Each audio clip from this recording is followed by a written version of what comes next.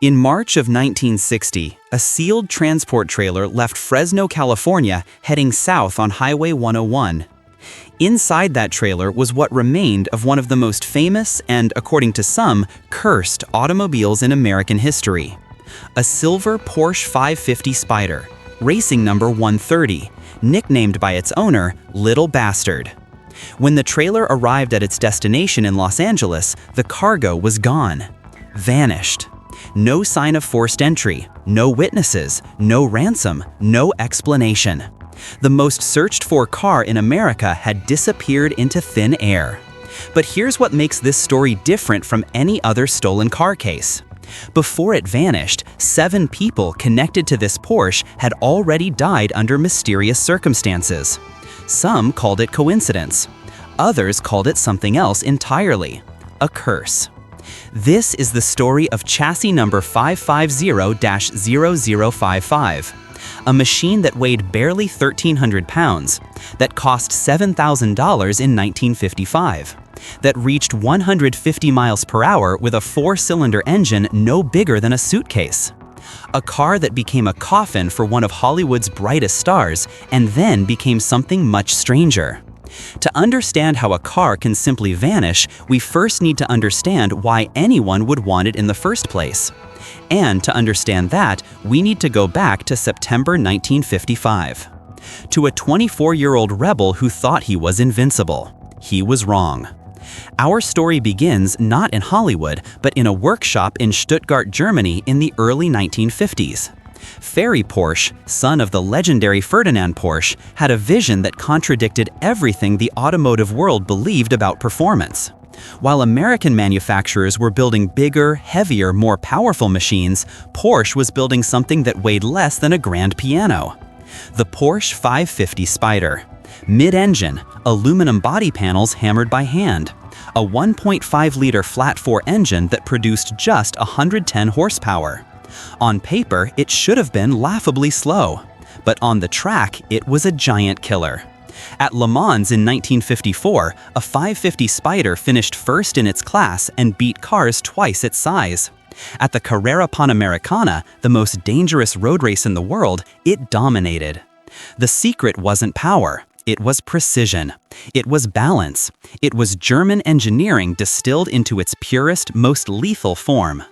Porsche only built 90 of these between 1953 and 1956. Each one was essentially a race car you could register for the street. Each one cost more than 3 times the average American salary. And in the fall of 1954, chassis number 550-0055 arrived in the United States. Imported by Johnny von Neumann, the Beverly Hills Porsche dealer who would introduce European racing culture to California's elite. The car was finished in silver metallic paint, Porsche's signature color, chosen because it was the lightest paint available.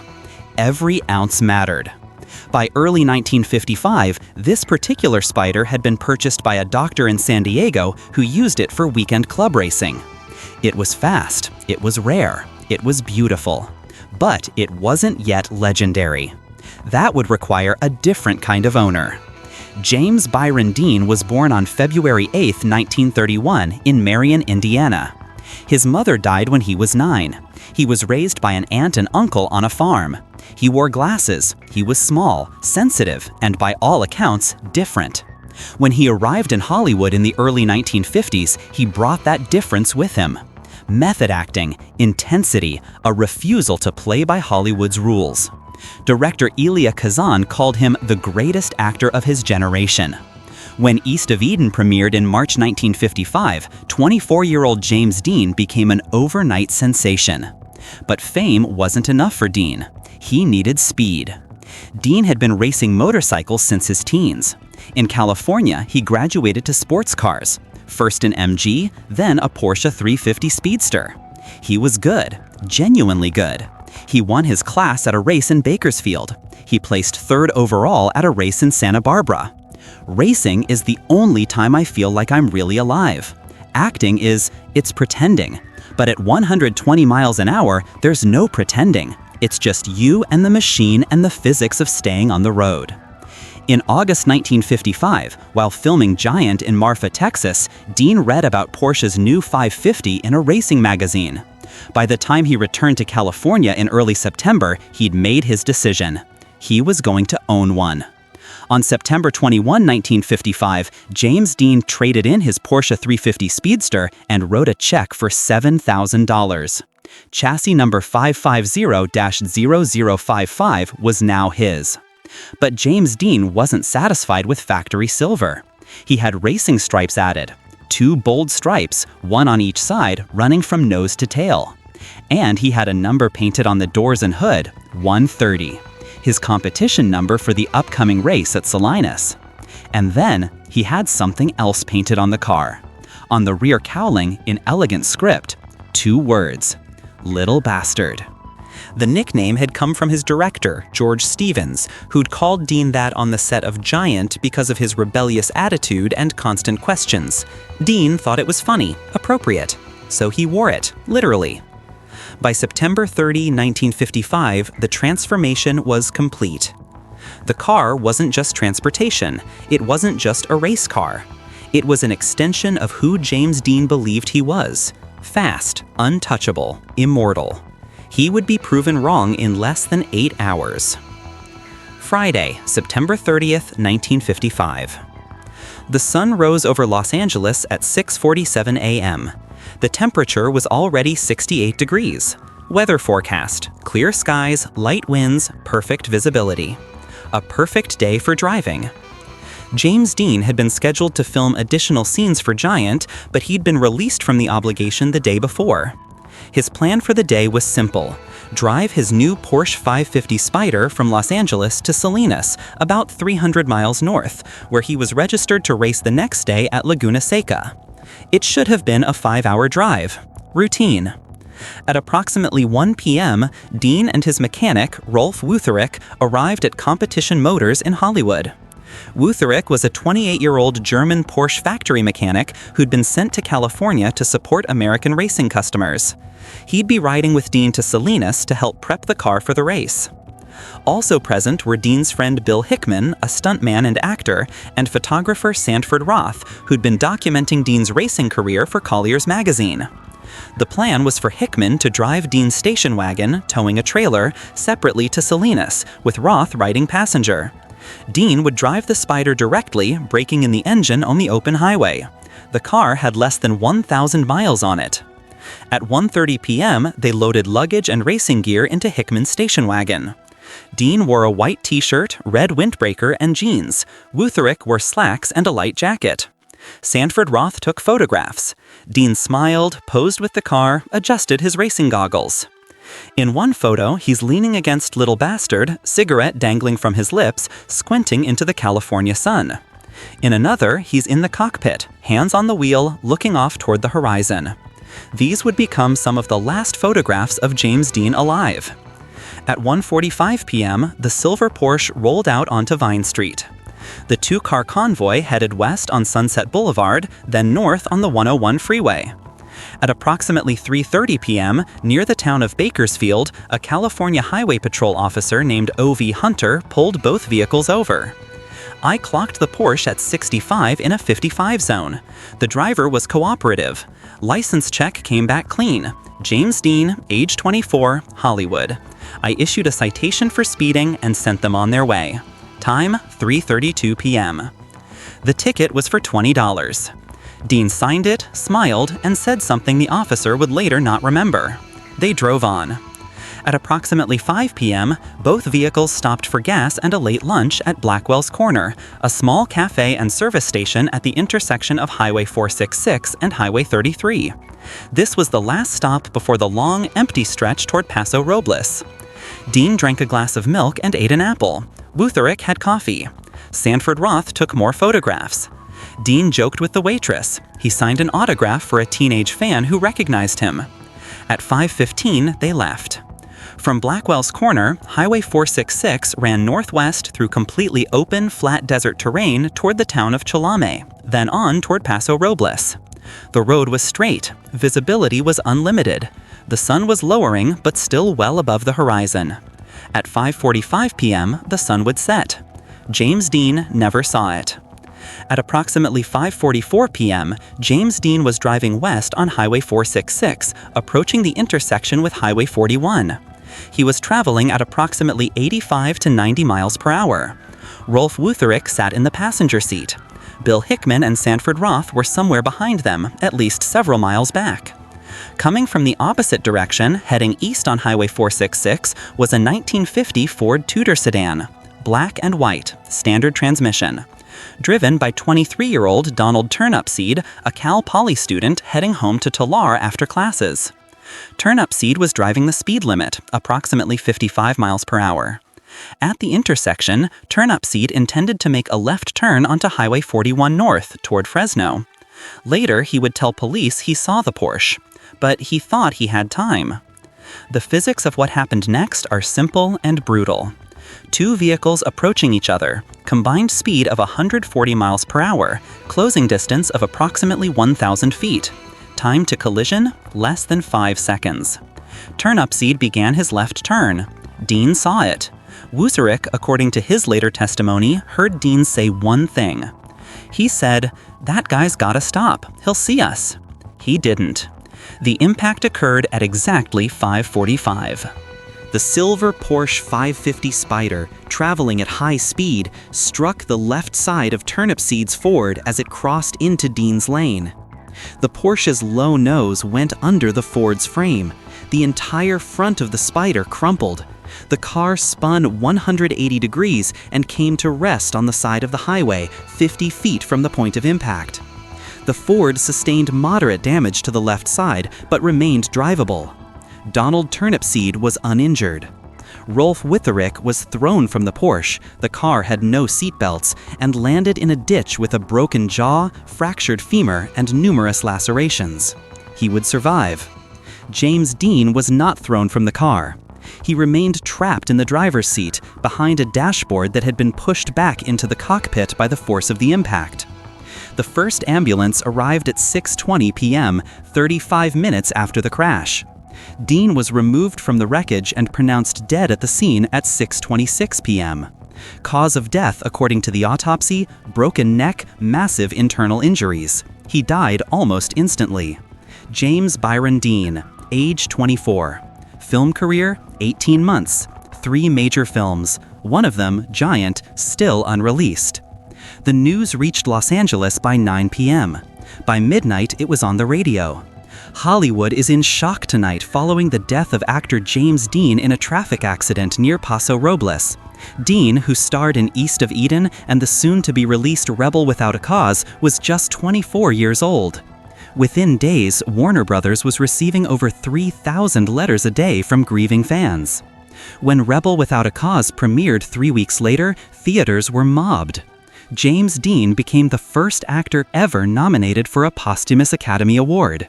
He would be nominated again the following year for Giant. In death, he became immortal. But this story isn't about James Dean. It's about what happened to the car. Because in the days and weeks after the crash, something strange began to happen. The Porsche 550 Spyder, chassis 5500-0055, now known by everyone as Little Bastard, started to kill again. On October 2, 1955, 2 days after the crash, the remains of Little Bastard were towed to a salvage yard in Paso Robles. The car was totaled. The front end was completely destroyed. The aluminum body was shredded. The chassis was twisted. By any measure, it should have been scrapped, cut up, melted down, forgotten. But it wasn't. Enter George Barris. Barris was Hollywood's most famous custom car designer, the man who would later build the original Batmobile. He was also a friend of James Dean and a racing enthusiast. When Barris heard the Porsche was sitting in a salvage yard, he made an offer. He purchased the wreck for $2,500, roughly 1/3 of what Dean had paid for it new. His plan was to salvage the undamaged parts, the engine, transmission, suspension components, and sell them to other Porsche racers. Despite the violence of the crash, many of the Spyder's components were still functional. The car arrived at Barris's shop in North Hollywood on October 12, 1955. And this is where the legend of the curse begins. According to George Barris, and this detail has been disputed and debated for nearly 70 years, something strange happened the moment the car arrived. When they unloaded it from the trailer, the car slipped, fell off the flatbed, broke one of the mechanic's legs. A guy named Riley. Hell of a thing. Car weighs almost nothing, but it fell right on him. Accident? Maybe. First casualty? Possibly. Within weeks, Barris began selling parts from Little Bastard to racers and Porsche collectors. 2 buyers in particular would come to regret their purchases. Dr. William Eschrid, a physician and amateur racer from Burbank, purchased the engine. Dr. Troy McHenry, another racing enthusiast, purchased the drivetrain and rear suspension components. Both men installed the parts in their own Porsche race cars. Both men planned to race at Pomona on October 24, 1955, less than 4 weeks after Dean's death. On the day of the race, temperatures were in the high 80s, the track was dry, conditions were ideal. Dr. Eschrid, driving with Little Bastard's engine installed in his Lotus IX, was running mid-pack when on lap 14, his car inexplicably veered off course. According to witnesses, there was no mechanical warning, no blown tire, no loss of control. The car simply turned into the wall. Eschrid survived, but was seriously injured. He never raced again.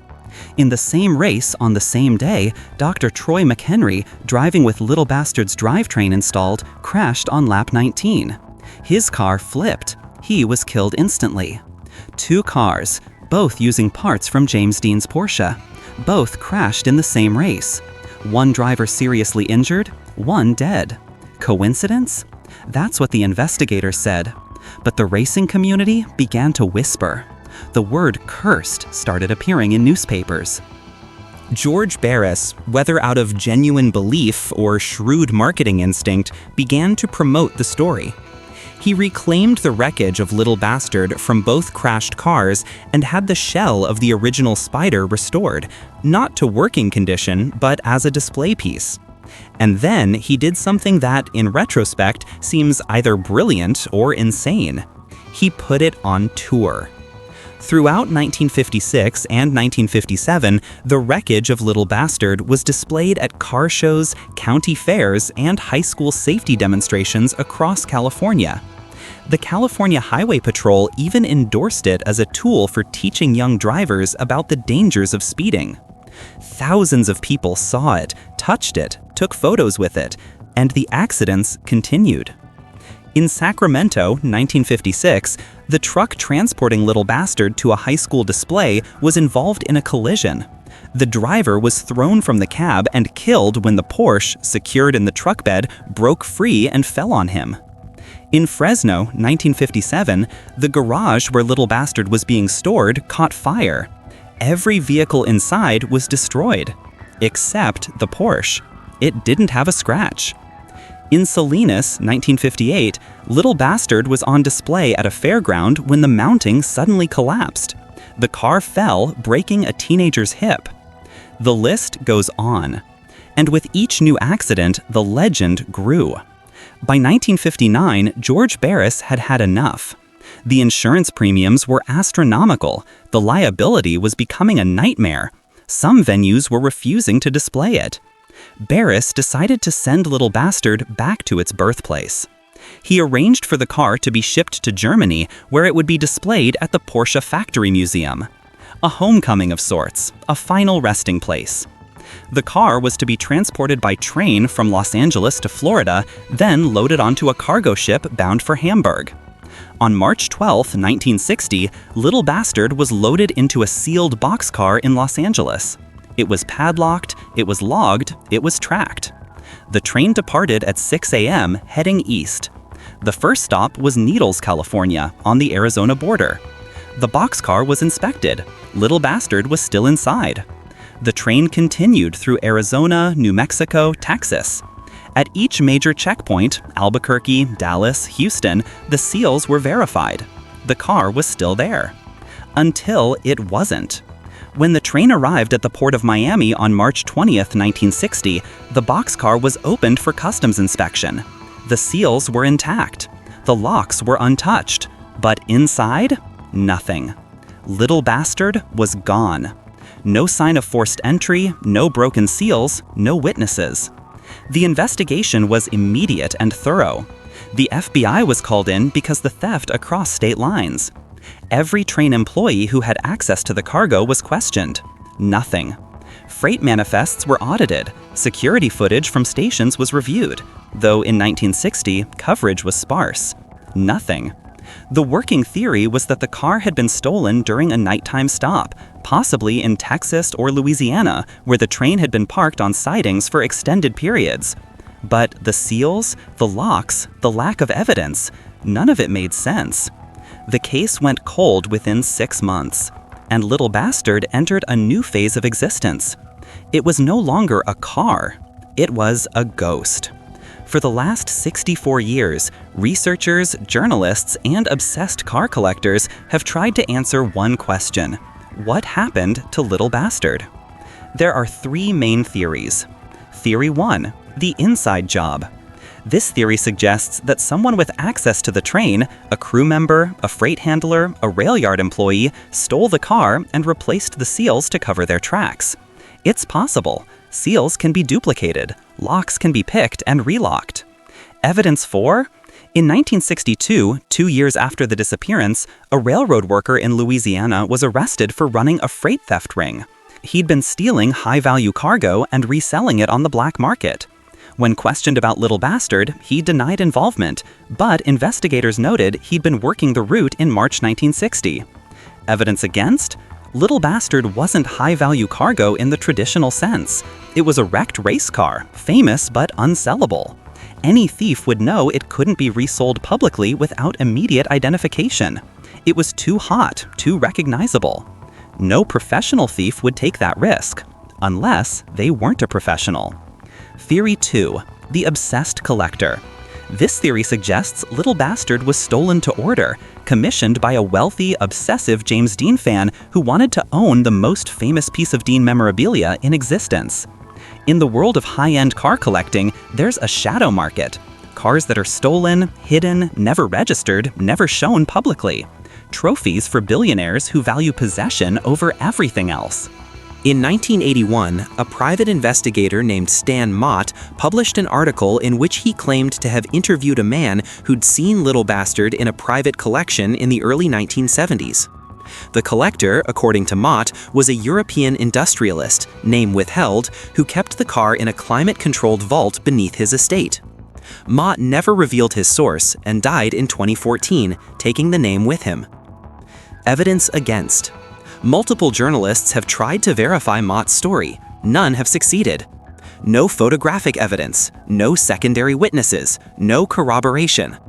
It's possible Mott fabricated the story for publicity. Or it's possible the collector's family paid to keep it quiet. And then there's the third theory. Theory 3, the curse completed itself. This theory is the least rational and the most persistent. It suggests that Little Bastard wasn't stolen by a person at all. It simply ceased to exist. Proponents of this theory point to the pattern of deaths and accidents surrounding the car. 7 deaths, dozens of injuries, fires that didn't burn it, crashes that defied explanation. They argue the car had accumulated too much death, too much trauma, too much dark energy. In 1963, a paranormal researcher named Raymond Bayless investigated the Little Bastard case for the American Society for Psychical Research. His conclusion, published in the Journal of the SPR, was extraordinary. Objects associated with violent death can, in rare cases, become focal points for psychokinetic phenomena. The Porsche known as Little Bastard demonstrates characteristics consistent with a Class 3 haunted object. Its disappearance may represent a form of spontaneous dematerialization. In layman's terms, the car was so cursed, it cursed itself out of existence. Evidence 4. Multiple witnesses, George Barris included, reported strange occurrences around the car. Cold spots, the smell of burning rubber with no source, the sound of a revving engine when the car had no engine. Evidence against. Every paranormal claim has a rational explanation. Cold spots are drafts, smells are memory triggers, sounds are auditory pareidolia, and dematerialization violates the laws of physics. But laws can be broken, or bent. The truth is, we don't know what happened to Little Bastard. It was stolen by someone with access, or stolen by someone with money, or it simply vanished. What we do know is this. From October 1955 to March 1960, 4.5 years, chassis number 55005 was directly or indirectly connected to 7 deaths, 13 serious injuries, 4 fires, and 2 structural collapses. And then, on a train between Los Angeles and Miami, it disappeared without a trace. No verified sighting has occurred since, despite decades of searching. Today, nearly 70 years after James Dean's death, his legend has only grown. His image is still licensed, his films are still watched, his name is still synonymous with rebellion and youth frozen in time. But for a certain subset of collectors, historians, and obsessives, it's not the man they're searching for, it's the machine. To understand why people are still looking for Little Bastard, you need to understand the market for historically significant automobiles. In 2016, a 1957 Ferrari 335S, a car with racing provenance and celebrity ownership, sold at auction for $35.7 million. In 2018, a 1962 Ferrari 250 GTO sold privately for over $70 million. In 2022, a Mercedes-Benz 300 SLR Uhlenhaut Coupe, one of only 2 ever made, sold for $142 million. Now, consider Little Bastard. A Porsche 550 Spyder in excellent condition is worth approximately $5 million today. But chassis 55005 isn't just any Spyder. It was owned by James Dean, one of the most iconic actors of the 20th century. It was the car in which he died, making it one of the most famous automobiles in history. It has appeared in thousands of photographs, documentaries, and books, and it's been missing for over 60 years. In 2005, insurance appraiser and classic car expert Keith Martin estimated that if Little Bastard were found today, in any condition, you're looking at a minimum of $20 million at auction, possibly much more. The mystique, the story, the Dean connection, some collector would pay almost anything. Others have estimated higher, much higher. In 2015, a group of automotive historians convened at the Peterson Museum in Los Angeles to discuss the theoretical value of the world's most famous lost cars. Little Bastard topped the list. Estimated value, $50 million to $100 million. To put that in perspective, that would make it one of the most valuable cars in the world. And that kind of value attracts hunters. Since 1960, there have been organized searches for Little Bastard. In 1978, a group of James Dean fans calling themselves the Little Bastard Recovery Project used train manifests and shipping records to identify possible locations where the car might have been offloaded. They searched rail yards in Texas, Louisiana, and Florida. They found nothing. In 1995, a private investigator named Sean Riley spent 2 years tracking down every person who had worked on the train route in March 1960. He interviewed 43 people. None of them had seen anything unusual.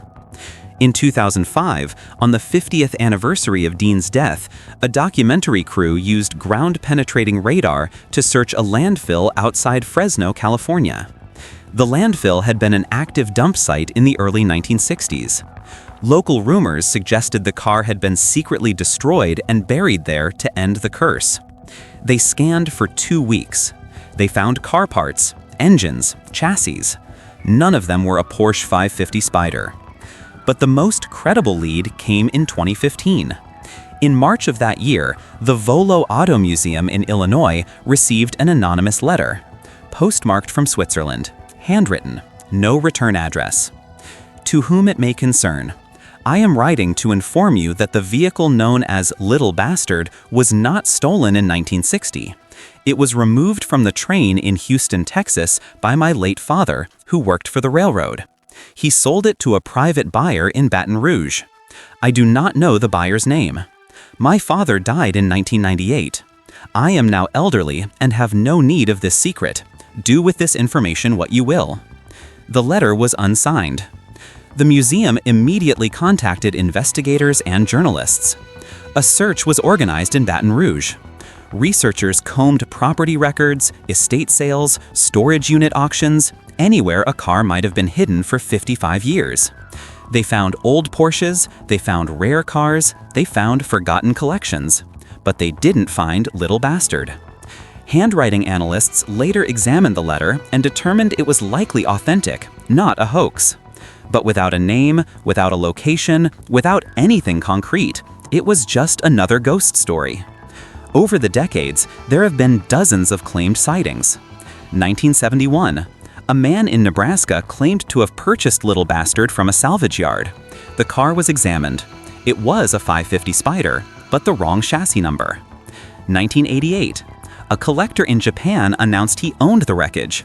Investigation revealed it was a replica built in the 1970s.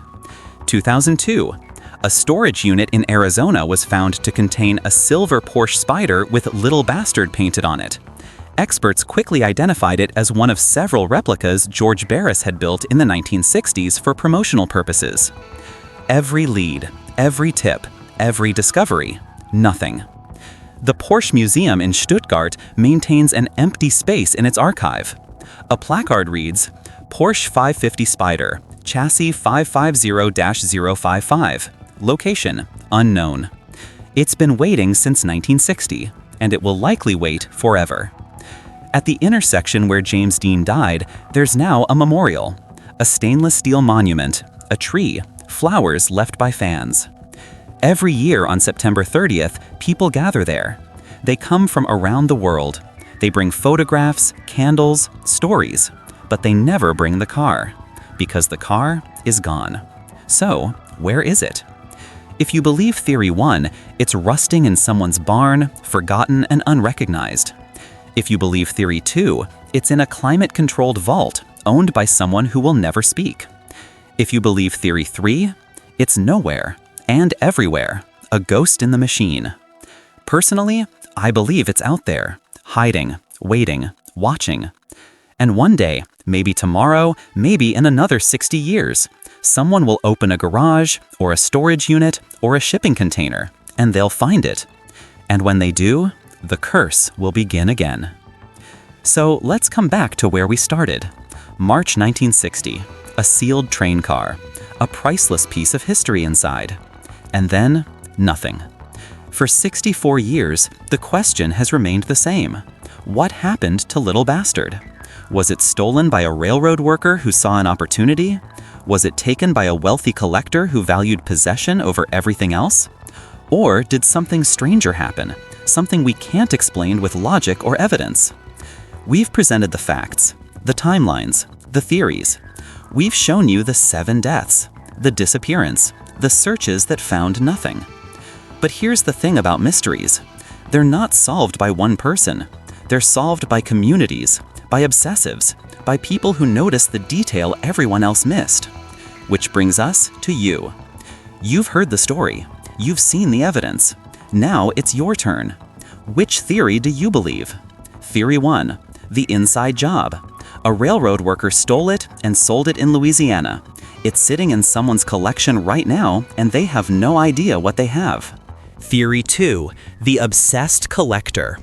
A wealthy fan commissioned the theft and has kept it hidden for 6 decades. It's in a vault somewhere, perfectly preserved. Theory 3, the curse. The car accumulated so much death and darkness that it literally ceased to exist. It dematerialized. It's gone from our reality. Or maybe you have a 4th theory, a 5th theory, something we didn't cover. Maybe you've heard a rumor, maybe you've seen something, maybe you know something. This is where the documentary becomes an investigation. Leave your theory in the comments below. Tell us what you think happened to Little Bastard. Do you think it still exists? Do you think it will ever be found? And if you found it, would you want to own it? Knowing what you know now about the crashes, the deaths, the curse, would you risk it? Let us know. If you love deep dives into the greatest automotive mysteries the world has tried to forget, if you want more stories about the cars that vanished, the races that ended in tragedy, the machines that defied explanation, subscribe to The Ghost Garage. Hit that bell icon so you never miss an investigation. And if you think this story deserves to be shared, if you know someone who loves James Dean, classic cars, or unsolved mysteries, share this video. Because the more people who see it, the higher the chance that someone, somewhere, knows something. Maybe the person who has Little Bastard will see this. Maybe the son or daughter of the person who took it will come forward. Maybe, just maybe, this video will be the thing that finally solves the mystery.